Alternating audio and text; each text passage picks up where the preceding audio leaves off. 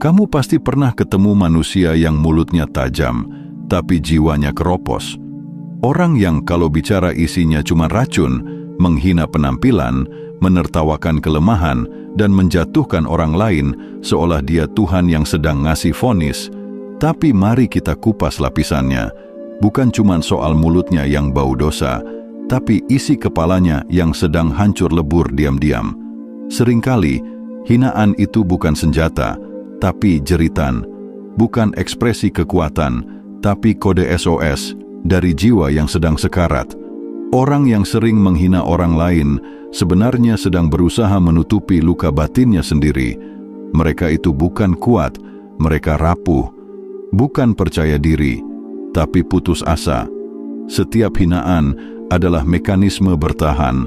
Setiap sindiran adalah pelampiasan atas sesuatu yang tak bisa mereka terima dari diri sendiri. Kalau kamu tahu caranya melihat lebih dalam, kamu akan sadar. Mereka bukan sedang menyerangmu. Mereka sedang meledakkan kekecewaan terhadap hidup mereka sendiri. Pertama, mereka iri tapi tak mau mengakuinya. Orang yang sering menghina sebenarnya menyimpan iri dalam diam, dan itu membakar mereka dari dalam. Iri itu racun yang sunyi, pelan-pelan memakan logika dan nurani. Karena mereka merasa tidak sanggup menyamai apa yang kamu miliki, penampilanmu, pencapaianmu, cara kamu hidup, mereka menyerangmu.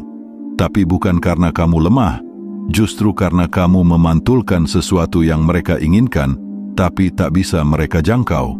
Hinaan mereka adalah bentuk pengakuan paling jujur yang dibungkus kebusukan. Alih-alih bilang, kamu hebat, mereka lebih memilih nyinyir. Kenapa? Karena mengakui kehebatan orang lain, itu menyakitkan bagi ego yang sudah lama terinjak.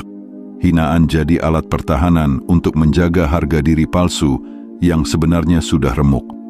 Kamu harus tahu, orang yang benar-benar percaya diri tak pernah butuh menjatuhkan.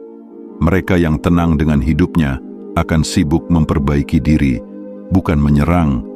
Iri hati yang tak tersalurkan dengan cara sehat akan bermutasi jadi hinaan. Dan ketika hinaan jadi rutinitas, itu artinya batin si pelaku sudah mulai membusuk pelan-pelan. Jadi kalau ada yang terus menghina kamu, jangan langsung baper. Buka matamu.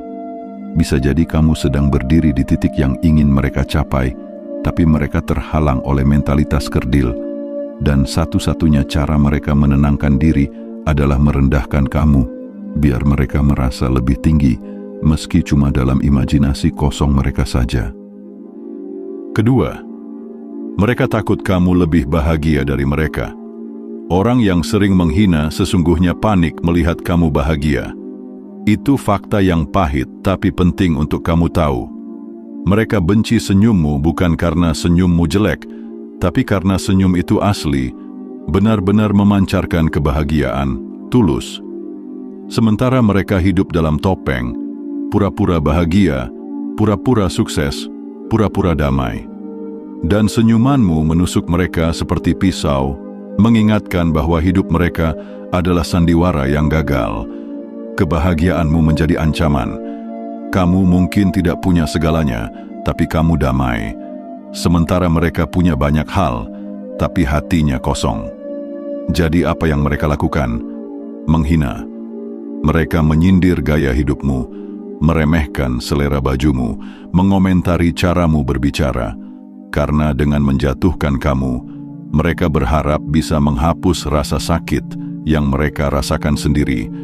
Tapi hinaan itu tak menyembuhkan, justru memperdalam lubang penderitaan mereka. Setiap kali mereka mencoba menjatuhkanmu dan kamu tetap berdiri, mereka semakin frustrasi. Mereka haus validasi dari dunia, tapi dunia lebih memilih tersenyum pada orang-orang yang jujur seperti kamu.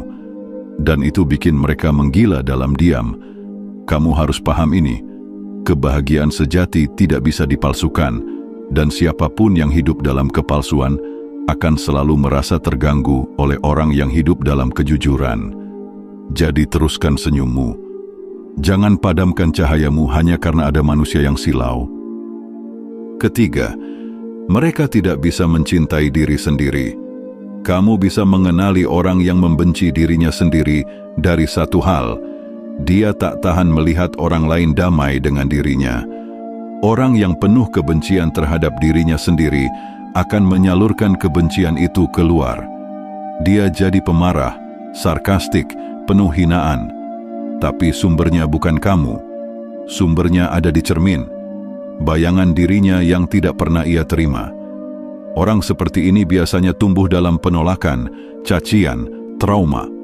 Mereka memendam banyak luka, tapi tidak tahu cara menyembuhkannya. Maka satu-satunya jalan yang mereka tahu adalah menularkan luka itu ke orang lain. Mereka menghina, karena itu satu-satunya cara mereka merasa berfungsi. Menghina jadi narkoba bagi mental mereka yang sudah limbung. Masalahnya, tidak semua orang sadar bahwa mereka sedang sakit di dalam jiwanya. Dan karena tidak sadar, mereka tidak mau berubah. Justru, semakin keras membela perilaku kasarnya dengan dalih jujur, blak-blakan, atau cuma bercanda. Padahal semua itu cuma kamuflase dari batin yang hancur lebur berantakan. Kamu harus sadar, ketika seseorang melontarkan hinaan secara rutin, itu bukan ekspresi kekuatan, tapi sinyal keputusasaan.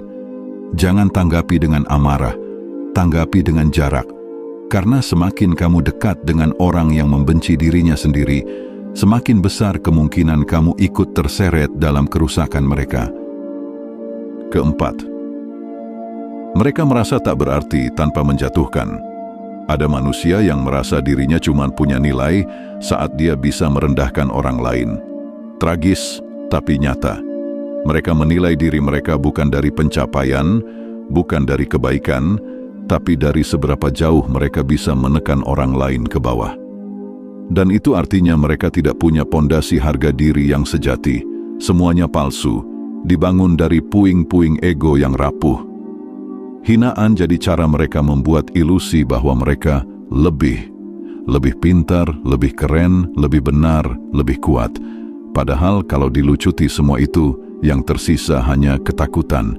Mereka takut tak dilihat, takut tak dianggap, takut menjadi biasa-biasa saja.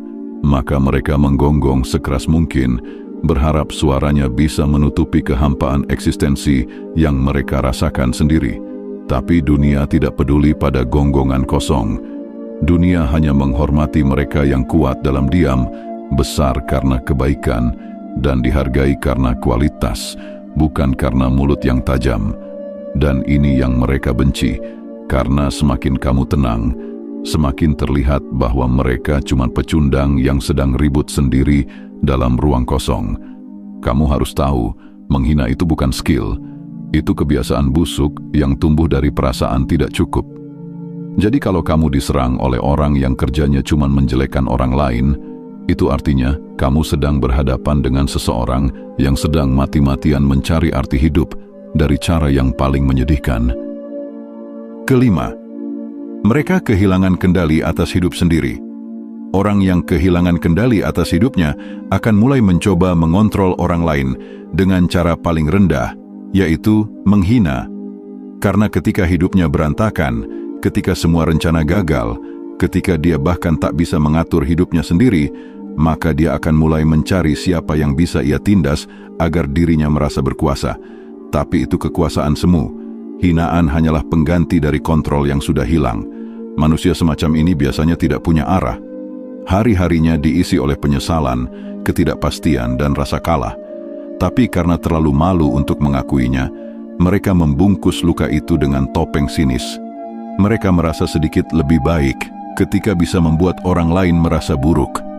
Mereka tidak sadar, itu bukan solusi, itu penjara baru yang mereka bangun untuk diri sendiri. Kamu harus jeli, orang yang hidupnya utuh tidak akan repot mengurusi hidup orang lain, apalagi lewat hinaan. Mereka yang benar-benar bahagia justru mengangkat dan ingin agar orang lain ikut bahagia. Jadi kalau seseorang terus mencoba menjatuhkan kamu lewat mulut kotor mereka, itu karena hidupnya sedang roboh. Dia sedang menyaksikan reruntuhan dirinya sendiri dan berharap kamu ikut hancur supaya dia tak merasa sendirian. Jangan biarkan itu berhasil.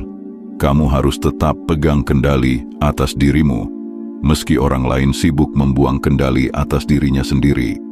Kamu punya arah, kamu punya tujuan, dan itu membuatmu lebih kuat dari mereka, bahkan ketika kamu diam. Karena diam dari orang berprinsip lebih tajam daripada gonggongan orang frustrasi. Keenam, mereka sedang berteriak minta tolong, tapi tak tahu caranya. Hinaan kadang cuma terjemahan dari luka lama yang belum selesai. Sebagian orang tidak pernah diajari cara menyembuhkan diri. Mereka cuma tahu cara melawan, menyerang, menolak, dan bertahan. Mereka tak tahu caranya berkata, "Aku terluka." Maka hinaan keluar sebagai sinyal putus asa, sebagai bentuk teriakan yang tak terdengar seperti, "Tolong aku sedang tak baik-baik saja." Ada manusia yang terperangkap dalam masa lalu yang pahit, dihina semasa kecil, direndahkan saat remaja, dan sekarang mereka ulang siklus itu ke orang lain. Bukan karena mereka jahat sejak lahir, karena tidak ada manusia yang terlahir untuk jadi jahat. Itu karena mereka tumbuh dalam dunia yang tak mengajarkan empati dan kasih sayang. Mereka belajar dari rasa sakit, dan sekarang mereka sedang menularkan sakit itu, berharap dunia ikut terluka seperti mereka.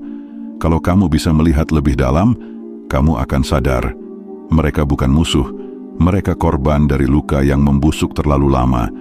Tapi kamu bukan dokter, kamu tak wajib menyembuhkan mereka, tapi kamu juga tak boleh membiarkan mereka menyeretmu ke neraka batin mereka. Ada jarak yang harus kamu jaga, bukan karena kamu benci, tapi karena kamu peduli pada kesehatan jiwamu sendiri.